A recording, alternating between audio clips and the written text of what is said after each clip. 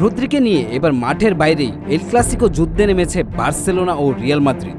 তবে দিন শেষে জয় লামিন ইয়ামালের বার্সার। তবে মাঝে বাধা হয়ে দাঁড়াচ্ছে ইংলিশ ক্লাব ম্যান সিটি। রদ্রিকে দেয়া প্রস্তাবটা নাকি এমন ছিল যা ফিরিয়ে দেওয়া সত্যিই কঠিন। রিয়াল মাদ্রিদ সর্বশক্তি দিয়ে চেয়েছিল তাকে, আলোচনাও এগিয়েছিল অনেক দূর। কিন্তু শেষ মুহূর্তে রিয়ালকে না বলে বার্সেলোনা পথ বেছে নিলেন ম্যানচেস্টার সিটি তারকা রদ্রি।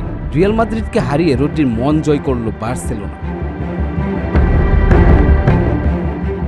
বিশ্বকাপের সেরা ফুটবলারের পুরস্কার পাওয়া রদ্রি ব্যক্তিগত শর্তে বার্সেলোনা পথে সমঝোতায় পৌঁছেছেন। এখন বাকি শুধু ম্যানচেস্টার সিটির সঙ্গে চুক্তি সম্পন্ন করা। আর এই জায়গাতেই শুরু হয়েছে আসল লড়াই। জানা যায় বিশ্বকাপের পর রদ্রিকে একটি বিশাল প্রস্তাব দিয়েছিল রিয়াল মাদ্রিদ। প্রস্তাবটি ছিল এতটাই আকর্ষণীয় যা ফিরিয়ে দেওয়া রদ্রির জন্য সহজ ছিল না।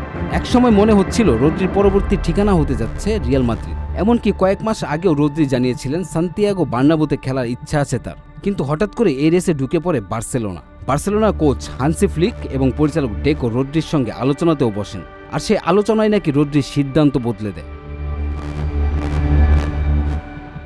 শেষ পর্যন্ত রিয়াল মাদ্রিদের বিশাল প্রস্তাব পেয়েও বার্সেলোনাকেই বেছে নেন রদ্রি। অর্থাৎ যে ফুটবলারকে পাওয়ার জন্য রিয়াল মাদ্রিদ এতটা মরিয়া ছিল, সেই ফুটবলারই শেষ মুহূর্তে তাদের চিরপ্রতিদ্বন্দ্বী ক্লাবের দিকে পা বাড়ালেন। তবে এখানেই শেষ নয়। রদ্রিকে পেতে হলে বার্সেলোনাকে এখনো ম্যানচেস্টার সিটির সঙ্গে কঠিন দর কষাকষি করতে হবে, কারণ রদ্রির সঙ্গে বার্সেলোনার প্রাথমিক প্রস্তাব নাকি প্রত্যাখ্যান করেছে সিটি।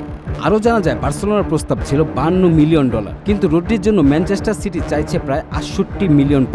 ফলে দুই ক্লাবের মধ্যে সমঝোতা হওয়াটাই এখন সবচেয়ে বড় বিষয়। রদ্রির মন জয় করে ফেলেছে বার্সেলোনা, কিন্তু তাকে সত্যি বার্সেলোনা জার্সিতে মাঠে নামাতে হলে ম্যানচেস্টার সিটির বাধাও পেরোতে হবে। আর সেটি সম্ভব হলে রিয়ালকে পেছনে ফেলে রদ্রিকে নিয়ে বার্সেলোনার এই জয় হয়ে উঠবে স্প্যানিশ ফুটবলের অন্যতম বড় চমক।